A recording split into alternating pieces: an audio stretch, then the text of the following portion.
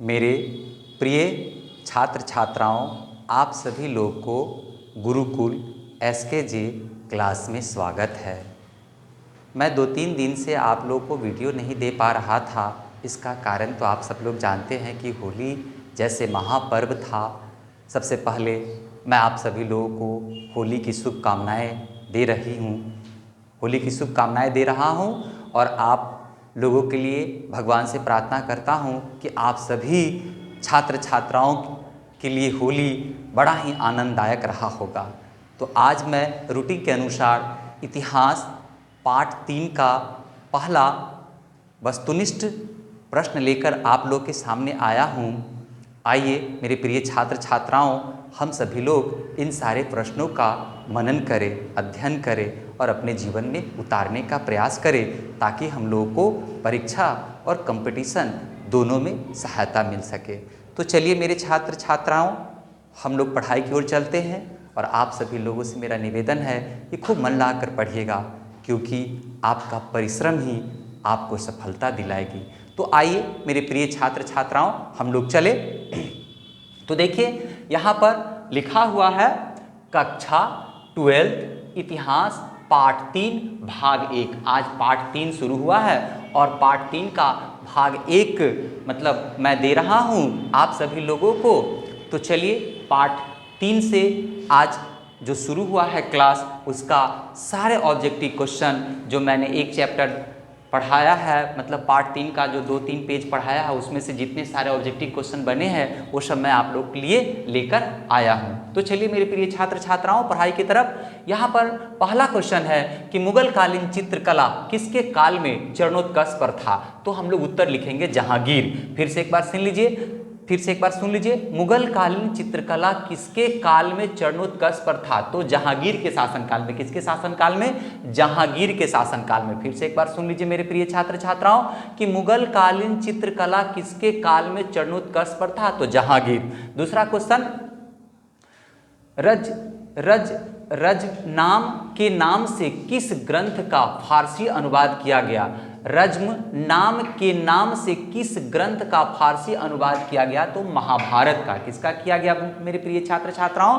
तो महाभारत का। फिर से क्वेश्चन सुन लीजिए, दूसरा क्वेश्चन कि रज्म नाम के नाम से किस ग्रंथ का फारसी अनुवाद किया गया? तो महाभारत का। फिर से क्वेश्चन, रज्म नाम के नाम से किस ग्रंथ का नाम फारसी अनुवाद किया गया? तो महाभारत का। तीसरा क्वेश्चन है कि गुलबदन बेगम ने किसके आग्रह पर हुमायूंनामा लिखा था?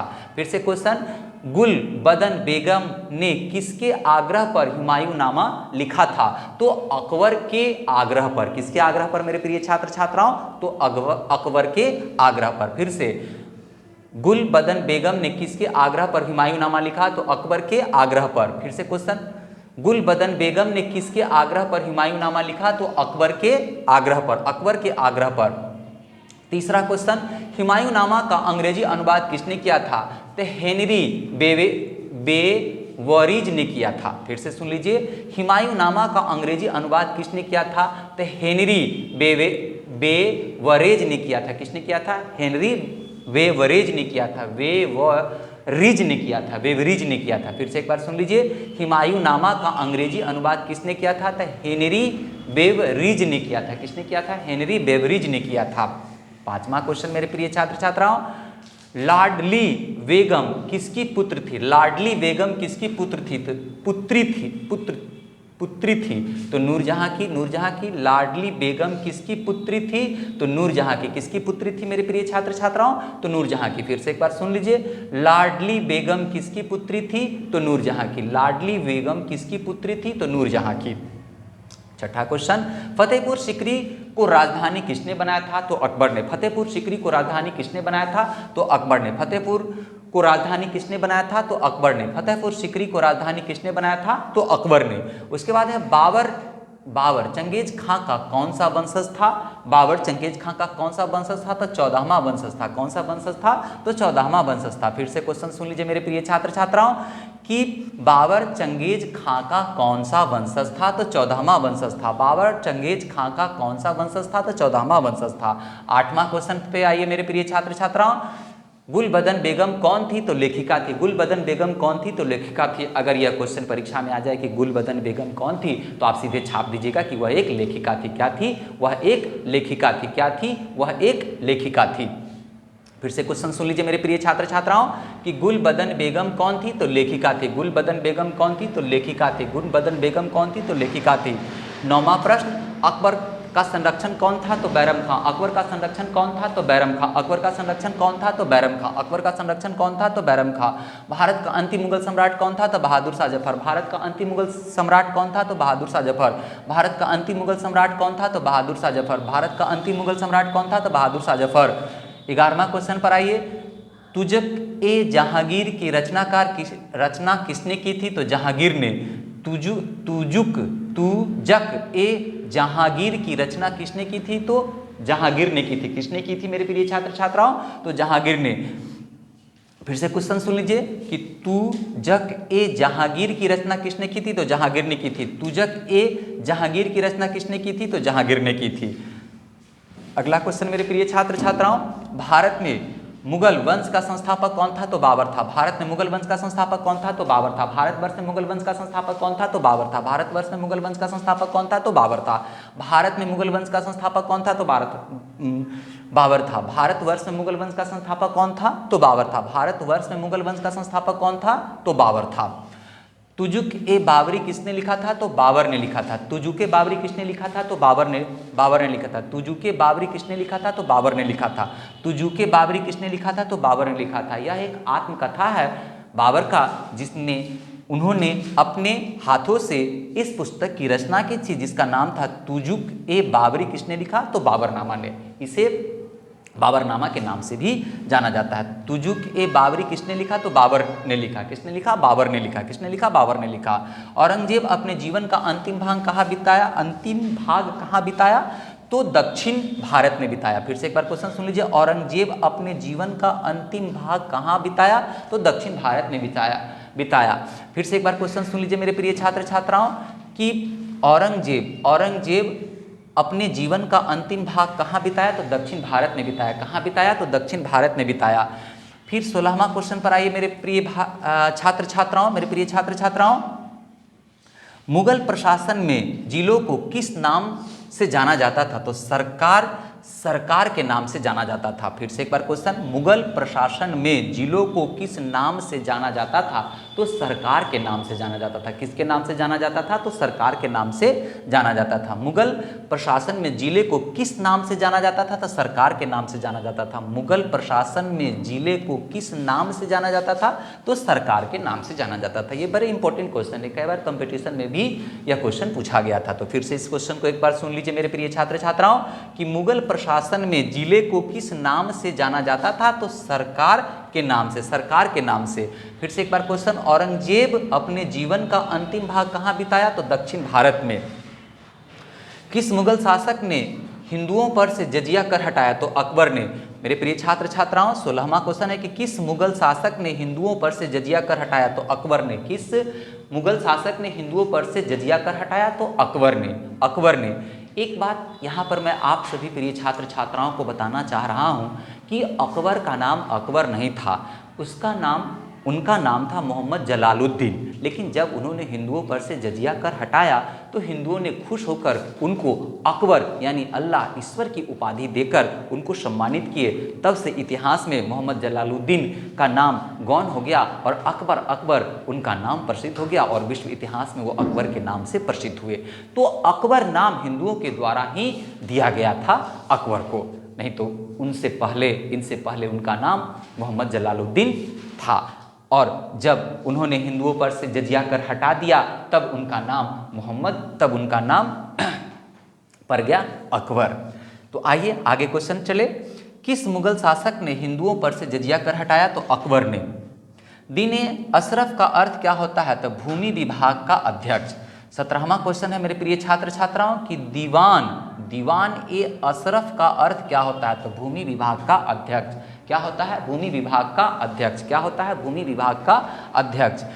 फिर से एक बार क्वेश्चन सुन लीजिए मेरे प्रिय छात्र छात्राओं, दीवान ए अशरफ का अर्थ है भूमि विभाग का अध्यक्ष। 18वां क्वेश्चन, भारत में सुलह ए कुल की नीति का प्रतिपादन किसने किया था? तो अकबर ने। अगर यह क्वेश्चन आ जाए कि भारत में सुलह ए कुल नीति का प्रतिपादन किसने किया था, तो आप सीधे छाप दीजिएगा अकबर ने। किसने किया था? अकबर ने।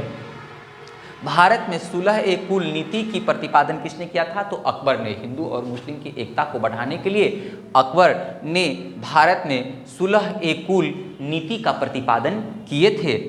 फिर से एक बार क्वेश्चन मेरे प्रिय छात्र छात्राओं कि भारत में सुलह ए कुल की नीति का प्रतिपादन किसने किया था? तो अकबर ने किया था। किसने किया था? तो अकबर ने किया था। 1857 के गदर को किसने क्रांति कहा था? तो कार्ल मार्क्स ने। किसने कहा था? तो कार्ल मार्क्स ने। किसने कहा था? तो कार्ल मार्क्स ने। किसने कहा था? तो कार्ल मार्क्स ने। फिर से सुन लीजिए कि 1857 के गदर को किसने क्रांति कहा था? तो कार्ल मार्क्स ने। किसने क्रांति कहा था? तो कार्ल मार्क्स ने। फिर से सुन लीजिए एक बार क्वेश्चन, 1857 के गदर को किसने क्रांति कहा था? तो कार्ल मार्क्स ने कहा था। 20वां क्वेश्चन मेरे प्रिय छात्र छात्राओं, पटना में 1857 ईस्वी की क्रांति का नेतृत्व किसने किया था? तो पीर अली ने किया था। किसने किया था? पीर अली ने किया था। फिर से एक बार क्वेश्चन सुन लीजिए मेरे प्रिय छात्र छात्राओं कि पटना में 1857 ईस्वी की क्रांति का नेतृत्व किसने किया था? तो पीर अली ने किया था। किसने किया था? तो पीर अली ने किया था। किसने किया था? तो पीर अली ने किया था।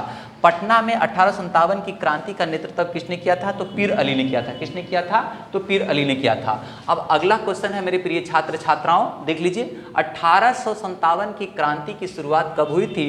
तो 10 मई 1857 को हुई थी। 1857 की क्रांति की शुरुआत कब हुई थी? तो 10 मई 1857 को हुई थी। 10 मई 1857 को हुई थी। फिर से एक बार क्वेश्चन सुन लीजिए कि 1857 की क्रांति की शुरुआत कब हुई थी? तो 10 मई 1857 को 1857 की क्रांति की शुरुआत हुई थी। उसके बाद 22वां क्वेश्चन है कि 1857 के विद्रोह के समय भारत का गवर्नर जनरल कौन था? फिर से एक बार क्वेश्चन सुन लीजिए कि 1857 के विद्रोह के समय भारत का गवर्नर जनरल कौन था? तो लॉर्ड कैनिंग था। कौन था? लॉर्ड कैनिंग था। कौन था? लॉर्ड कैनिंग था। फिर से क्वेश्चन, 1857 के विद्रोह के समय भारत का गवर्नर कौन था? तो लॉर्ड कैनिंग था। कौन था? लॉर्ड कैनिंग था। कौन था? लॉर्ड कैनिंग था। कौन था? लॉर्ड कैनिंग था। चौल इमारत भारत में कहाँ थी? तो मुंबई में। चौल इमारत भारत के किस शहर में स्थित था? तो मुंबई में था। चौल इमारत भारत के किस शहर में स्थित था? तो मुंबई में स्थित था। मुंबई में स्थित था। मुंबई में स्थित था। उसके बाद पुर्तगालियों ने गोवा पर कब अधिकार किया? तो 1510 ईस्वी में। अगर यह क्वेश्चन आ जाए परीक्षा में कि पुर्तगालियों ने गोवा पर कब अधिकार किया, तो 1510 ईस्वी में, आप सीधे छाप दीजिएगा। कई बार यह क्वेश्चन बीपीएससी की परीक्षा में भी पूछी गई थी और आपके इंटरमीडिएट के क्लास में तो ये सारी बातें हैं ही, तो आपको दोहरी लाभ मिल रहा है। एक तो इंटरमीडिएट का सिलेबस भी आपका कंप्लीट होता जा रहा है और धीरे धीरे आपके पास बहुत सारे जीके स्टॉक होते जा रहे हैं, जो आपको बहुत ही सहायता मिलेगी कंपटीशन में जब आप बैठेंगे तो। फिर से एक बार क्वेश्चन मेरे प्रिय छात्र छात्राएं सुन लेंगे कि पुर्तगालियों ने गोवा पर कब अधिकार किया? तो 1510 ईस्वी में। कब अधिकार किया? तो 1510 ईस्वी में। कब अधिकार किया? तो 1510 ईस्वी में। फिर से क्वेश्चन, स्वेज नहर व्यापार हेतु कब खोली गई थी? तो 1869 ईस्वी में। स्वेज नहर व्यापार के लिए कब खोली गई थी? तो 1869 ईस्वी में। अगर यह क्वेश्चन परीक्षा में आ जाए तो आप सीधे छाप दीजिएगा कि स्वेज नहर व्यापार के लिए कब खोली गई थी? तो 1869 ईस्वी में। कब खोली गई थी मेरे प्रिय छात्र छात्राओं? तो 1869 ईस्वी में। 1869 ईस्वी में स्वेज नहर व्यापार के लिए खोली गई थी। उसके बाद 7 द्वीपों का नगर किसे कहा जाता है? तो मुंबई को। 7 द्वीपों का नगर किसे कहा जाता है? तो मुंबई को। अगर परीक्षा में यह क्वेश्चन आ जाए कि 7 द्वीपों का नगर किसे कहा जाता है? तो मुंबई को। मुंबई को हम लोग सीधे लिख देंगे मुंबई को। 7 द्वीपों का नगर किसे कहा जाता है? तो मुंबई को। 7 द्वीपों का नगर किसे कहा जाता है? तो मुंबई को। तो यहाँ पर मेरे प्रिय छात्र छात्राओं, मैंने इतने सारे आज क्लास 12th के इतिहास भाग 3 चैप्टर 3 का ये सारे ऑब्जेक्टिव क्वेश्चन मैंने पढ़ाया था, जो मैं आप सभी छात्र छात्राओं के लिए लेकर आया हूँ। आप सभी छात्र छात्राओं से मेरा निवेदन है कि आप सभी लोग इन सारे प्रश्नों का मनन कीजिएगा और बड़े एकाग्रचित होकर पढ़ाई कीजिएगा, क्योंकि पढ़ाई बहुत अच्छी चीज़ें हैं और आपका भविष्य इससे ही जुड़ा हुआ है। मैं बार बार हर वीडियो में यही प्रार्थना करता हूँ कि आप लोग खूब मन लाकर पढ़िएगा, क्योंकि माता पिता हम लोग के लिए बहुत सपने संजोए हुए हैं और उन सभी सपनों को साकार करना हम लोग का दायित्व बनता है। पता है आपको कि एक शिक्षक का सब्सक्राइबर कब होता है? एक शिक्षक का सबसे बड़ा सब्सक्राइबर उस समय होता है जब उसके छात्र सफलता को लेकर उसके साथ खड़ा होता है, और तब एक जिला तो क्या सारा हिंदुस्तान देखता है कि इस शिक्षक का ये छात्र जो है इस सफलता के सोपान पर चढ़े हैं। तो मैं वीडियो के लिए आप लोग के लिए सब्सक्राइब करने के लिए तो कहता हूँ, लेकिन जीवन में सफलता प्राप्त करके जो आप सब्सक्राइब हमको देंगे, उससे बड़ा सब्सक्राइब मेरे लिए और कुछ नहीं होगा।